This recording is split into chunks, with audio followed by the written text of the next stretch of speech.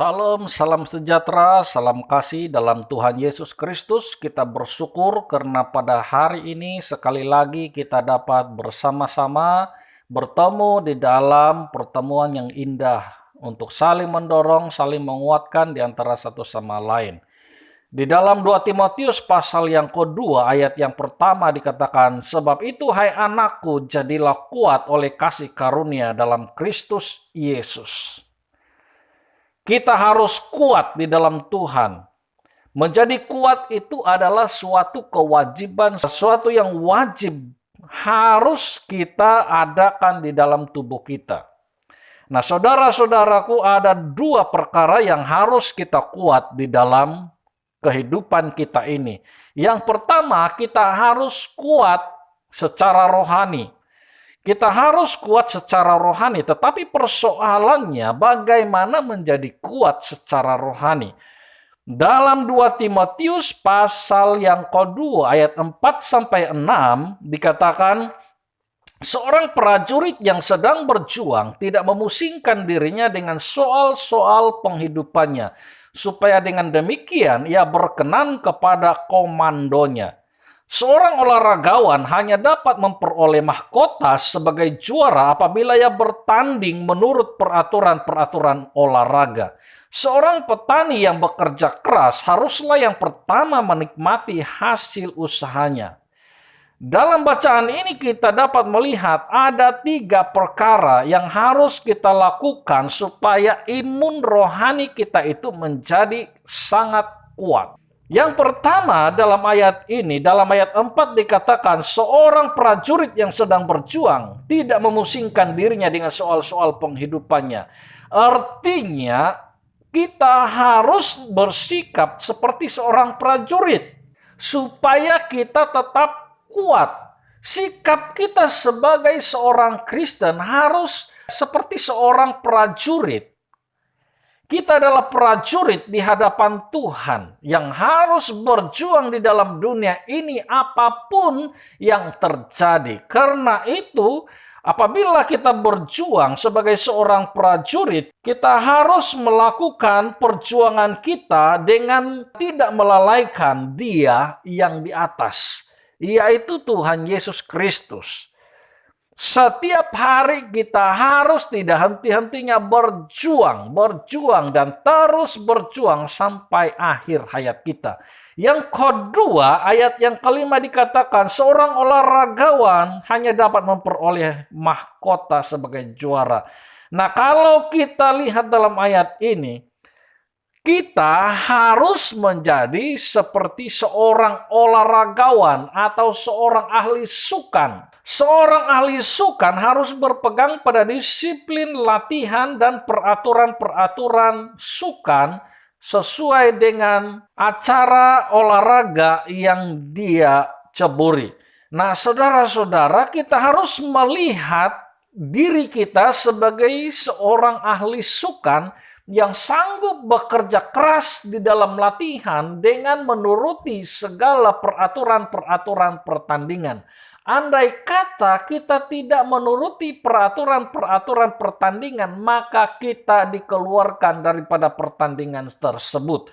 Karena itu, untuk menguatkan daya imun rohani kita, kita harus bersikap seperti seorang ahli sukan yang taat kepada peraturan, yang disiplin kepada latihan-latihan. Setiap hari harus melakukan disiplin latihan yang ketat. Kita tidak boleh ikut suka kita sahaja. Demikian juga dengan hal-hal rohani kita. Kita harus setiap hari memenuhi disiplin kerohanian. Yang ketiga dikatakan seorang petani yang bekerja keras haruslah yang pertama menikmati hasil usahanya. Artinya di sini ialah kita harus memiliki sikap seperti seorang petani yang sanggup bekerja keras walaupun berhadapan dengan banyak cabaran. Seorang petani harus berusaha sedaya upaya untuk memperoleh hasil tuaian. Kalau kita tidak melakukan kerja keras seperti seorang petani, maka kita tidak akan memperoleh apa-apa hasil tuaian di dalam kehidupan kita. Nah, saudara-saudaraku yang saya kasih dalam nama Tuhan, kita harus melakukan ini untuk meningkatkan kekuatan rohani kita setiap masa. Yang kedua, yang harus kita kuat ialah tubuh jasmani kita. Dalam 1 Korintus pasal 6 ayat 19 sampai ayat 20, kita dapat melihat apa sebabnya kita harus membuatkan tubuh kita ini menjadi kuat secara jasmani. Dikatakan dalam ayat-ayat ini, atau tidak tahukah kamu bahwa tubuhmu adalah bait Roh Kudus yang diam di dalam kamu, Roh Kudus yang kamu peroleh dari Allah, dan bahwa kamu bukan milik kamu sendiri, sebab kamu telah dibeli dengan harga yang telah lunas dibayar, karena itu muliakanlah Allah dengan tubuhmu. Jelas sekali bahwa tubuh kita ini harus dipelihara karena tubuh kita ini adalah bait Allah, bait Roh Kudus. Di mana tubuh kita ini adalah milik Allah, di mana kita tidak boleh sembarangan memasukkan hal-hal yang tidak sepatutnya masuk dalam tubuh kita supaya tubuh kita ini tetap kuat. Kita tidak boleh menyakiti tubuh kita dengan cara-cara yang tidak benar. Nah, saudara-saudaraku yang saya kasih dalam nama Tuhan, dikatakan dalam 1 Korintus pasal 3 ayat 16 dan 17, tidak tahukah kamu bahwa kamu adalah bait Allah dan bahwa Roh Allah diam di dalam kamu? Jika ada orang yang membinasakan bait Allah, maka Allah akan membinasakan dia. Sebab bait Allah adalah kudus dan bait Allah itu ialah kamu. Jika ada orang yang membinasakan bait Allah, maka Allah juga akan membinasakan dia. Ini berarti Allah sangat-sangat serius mendorong kita supaya kita menjaga tubuh kita ini agar tetap sehat, tetap kuat, untuk melakukan pekerjaan-pekerjaan Tuhan. Andai kata tubuh kita ini sudah menjadi sakit, tidak dapat berdaya, artinya kita tidak dapat lagi melakukan hal-hal yang sepatutnya kita lakukan yang baik di hadapan Tuhan. Jadi karena itu kita harus berusaha sedaya upaya.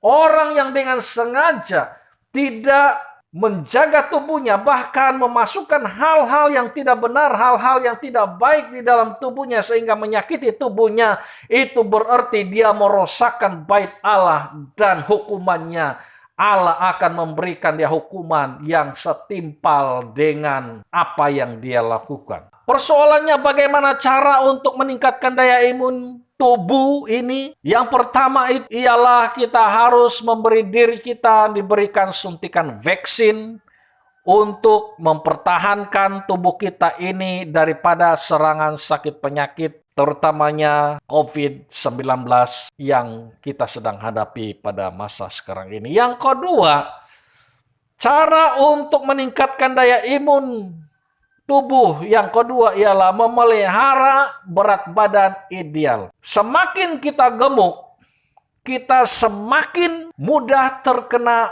penyakit.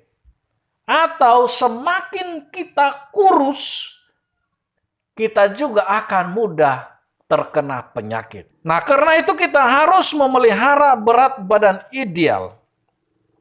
Berat badan ideal bagi tubuh kita, yaitu yang disebut sebagai BMI, kalau di bawah 18,5 BMI, itu tergolong kepada kekurangan berat badan. Jadi karena itu kalau yang di bawah 18,5, dia harus meningkatkan berat badan tubuhnya. Kalau tubuh kita dalam lingkungan 18,5 hingga 24,9, itu adalah berat badan normal kita. Manakala dalam 25 hingga 29,9, berarti kita sudah kelebihan berat badan. Kita perlu turunkan sehingga kepada normal. Nah, apabila berat badan kita itu sampai kepada 30 ke atas BMI berat badan kita, artinya kita sudah mencapai kepada garis kegemukan. Ada kegemukan fase 1 dan fase 2 dan seterusnya. Kita harus berusaha sedaya upaya untuk mencapai berat badan yang ideal atau normal supaya kita punya tubuh semakin kuat di dalam menghadapi apa saja sakit penyakit di dalam tubuh kita. Supaya badan kita tetap kuat, daya imun tubuh kita kuat dan tidak mudah terkena penyakit. Yang kedua, kalau kita mau supaya tubuh kita ini mempunyai daya imun yang kuat, kita harus mengamalkan diet pemakanan yang betul. Diet pemakanan yang betul harus kita amalkan setiap hari.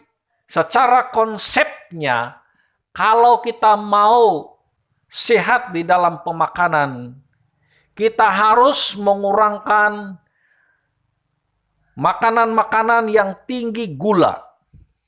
Makanan-makanan yang tinggi gula kita sudah tahu. Kue moe, gula pasir yang ada di dalam minuman, ada di dalam makanan dan sebagainya. Nah, juga bagi mereka yang kelebihan berat badan atau yang gemuk, kurangi pengambilan karbohidrat. Artinya bukan langsung tidak dibenarkan untuk mengambil, tetapi kurangkan.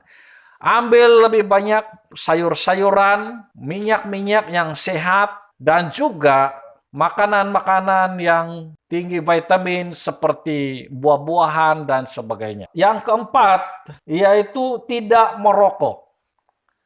Kita tahu merokok itu sangat membahayakan kesehatan. Yang kelima, tidak minum alkohol. Alkohol yang berlebihan di dalam tubuh kita itu akan memudaratkan kesehatan. Yang keenam, kita harus rajin bersenam. Bersenam itu wajib kita lakukan sekurang-kurangnya 3 kali dalam seminggu dan 30 menit setiap kali. Karena itu, kalau kita bersenam, kita harus atur waktu dengan baik. Kalau kita tidak atur waktu dengan baik, kita tidak akan dapat melakukan senaman. Karena kita seringkali menghadapi banyak kesibukan setiap hari. Jadi bersenam tidak boleh berlebihan. Kita harus bersenam secara sederhana.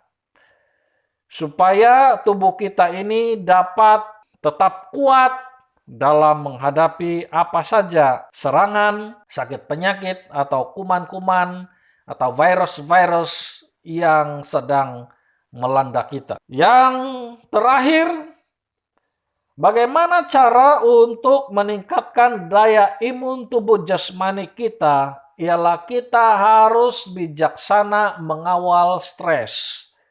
Kalau kita mengawal stres kita dengan baik, maka kita punya imun akan semakin bagus. Orang yang selalu stres, daya imunnya akan merosot, turun sehingga dia mudah terkena penyakit. Bukan hanya mudah terkena penyakit, tetapi orang yang tinggi stresnya itu mudah mengalami gangguan emosi, masalah-masalah di tempat kerja, masalah keluarga, dan sebagainya. Karena itu stres harus kita kawal supaya kita dapat memperoleh tubuh jasmani yang sehat. Nah, saudara-saudara, kita sudah mempelajari ada 2 hal yang harus kita kuat, yaitu kita harus kuat secara rohani dan juga tubuh jasmani kita harus kuat sepenuhnya. Tuhan Yesus memberkati kita sekalian. Haleluya. Amin. Mari kita berdoa. Bapa di sorga, Tuhan yang Maha Kuasa, kami bersyukur kepadamu ya Tuhan, karena dalam pertemuan di alam maya ini, kami dapat saling mendorong di antara satu sama lain. Dua hal telah kami pelajari hari ini, yaitu kami harus kuat secara rohani dan juga kami harus kuat secara jasmani. Pada musim-musim pandemik pada saat ini, Engkau Tuhan yang memberikan kepada kami kekuatan untuk menghadapi semuanya. Dan bahagian kami harus kami lakukan, yaitu kami harus melakukan hal-hal yang benar untuk pertumbuhan rohani kami dan juga untuk kesehatan tubuh jasmani kami. Terima kasih Tuhan untuk segala berkat-Mu untuk kami. Dalam nama Yesus Kristus kami sudah berdoa. Amin.